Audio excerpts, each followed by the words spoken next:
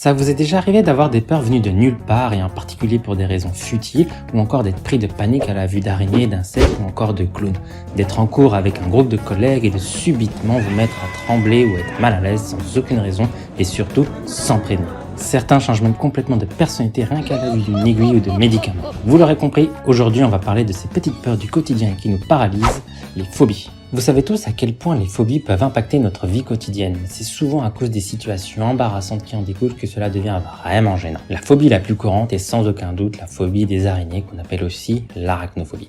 Cette phobie est très répandue chez les gens car les araignées sont souvent représentées de manière négative dans la culture populaire. Il est important de noter que toutes les araignées ne sont pas dangereuses pour les humains, heureusement, et que la plupart des espèces sont inoffensives. Cependant, pour certaines personnes atteintes d'arachnophobie, même la simple vue d'une toute petite araignée peut déclencher des réponses de peur intense. Mais en parlant de peur intense, il y a aussi la peur des hauteurs, qu'on appelle aussi l'acrophobie. Cette phobie est assez courante également car les hauteurs peuvent provoquer, vous savez, un sentiment d'insécurité et de vulnérabilité, mais pas de panique également. La plupart des endroits élevés sont sécurisés et en général bien entretenus, voire maintenus en conformité. Par contre, ces personnes ne pourront jamais faire partie du bataillon d'exploration, donc soyez indulgents envers eux. Regardons maintenant la phobie des clowns qui est présente que pour une certaine génération et cela vous ne pourrez rien faire, ils ont été traumatisés dans leur enfance par le fameux film Il est revenu. Donc rien ne peut les sauver, passez votre chemin. Les phobies sont souvent des peurs intenses et irrationnelles, donc rassurez-vous car elles sont traitables. Il existe des thérapies comportementales et cognitives pour vous aider à les surmonter et à aller de l'avant. Donc n'hésitez pas à en parler à votre entourage pour vous soutenir et vous sentir mieux. Il existe bien entendu plusieurs autres types et formes de phobies, mais nous les aborderons dans une prochaine vidéo. Par contre, concentrons-nous sur une phobie en particulier et qui m'a laissé un souvenir vraiment amer, la claustrophobie. Alors c'est quoi la claustrophobie? C'est une peur des espaces confinés ou fermés qui peut provoquer un sentiment d'oppression et de panique. Et je peux vous dire que ça fait vraiment peur quand vous voyez des gens paniquer à cause de ça.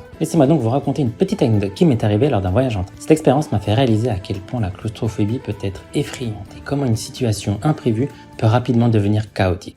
Alors j'ai pris le train pour rentrer chez moi après des vacances bien méritées.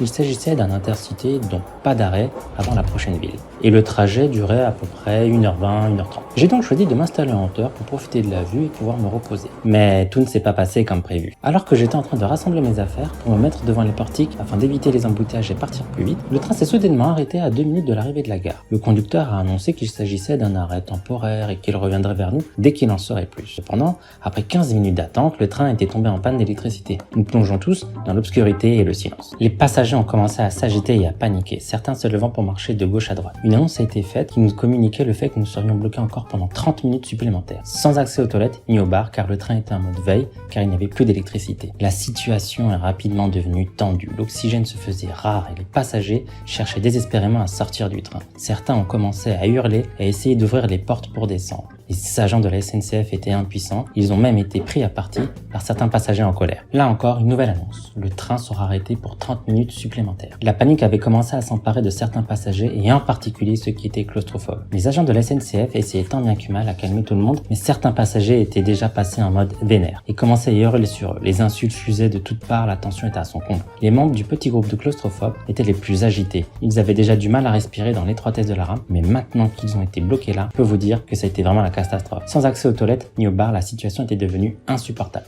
Ils tentaient désespérément d'ouvrir les portes pour sortir, mais en vain. La panique était palpable chez eux, et le comportement de certains commençait à irriter les autres passagers. Les insultes et les cris se faisaient de plus en plus nombreux, certains passagers se sentant impuissants face à la situation. Les agents de la SNCF tentaient de faire preuve de compréhension, mais la colère était telle que cela devenait difficile à gérer. Les gens hurlaient qu'ils avaient besoin d'air, de boissons, de nourriture, de fait de vouloir d'aller aux toilettes également. Tout ce qu'ils pouvaient trouver pour se défouler, ils le prenaient comme excuse. La situation s'aggravait de minute en minute. Les agents de la SNCF étaient dépassés par les événements. Ils étaient incapables de faire quoi que ce soit pour calmer les esprits qui étaient déjà bien échauffés. Certains passagers ont même commencé à s'insulter entre eux, créant une atmosphère encore plus tendue. Après un long moment, le conducteur nous fait une annonce. Il y avait en fait un départ de grève en plein milieu de notre rame et les forces de l'ordre étaient intervenues pour régler la situation, mais cela n'a pas suffi à calmer les esprits. Finalement, au bout de plusieurs heures, le train a pu repartir, mais l'atmosphère à bord était toujours très tendue. Et les agents de la SNCF ont dû intervenir à plusieurs reprises pour éviter que la situation ne dégénère encore plus. Certains passagers étaient encore en colère et refusaient de se calmer. Les forces de l'ordre sont finalement arrivées et ont calmé la situation.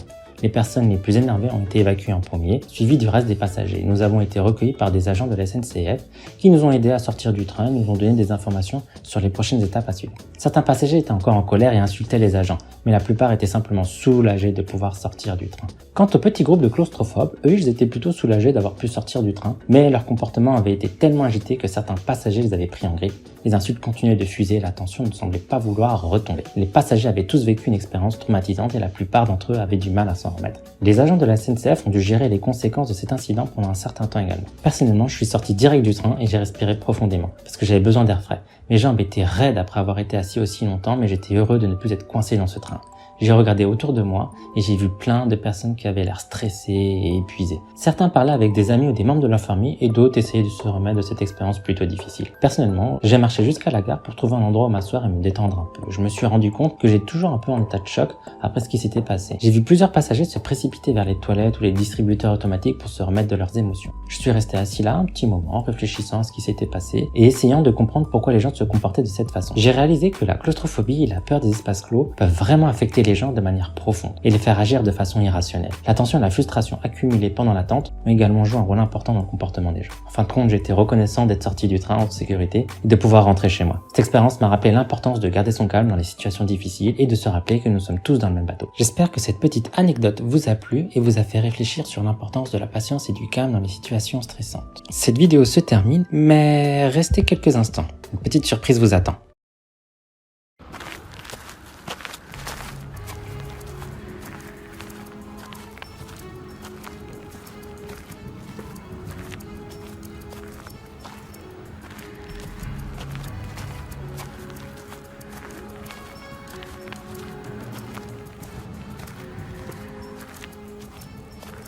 J'espère vraiment qu'on va le trouver.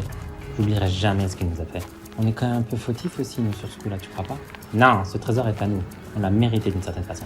Et tu as une idée de comment le récupérer, du coup? Pas vraiment, non. Je préfère plutôt agir à l'instinct. Ah là là là là là. Je sais pas si c'est une bonne chose d'y aller sans préparatif.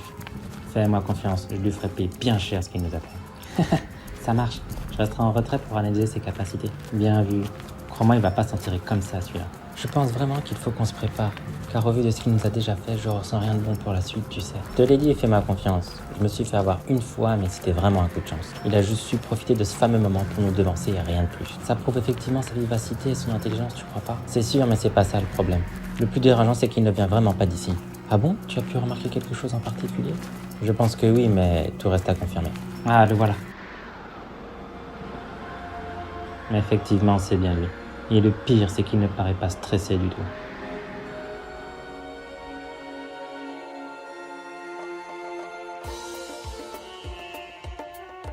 Tu connais la suite, n'est-ce pas? Mais effectivement. Mais ça, on le verra dans une prochaine animation.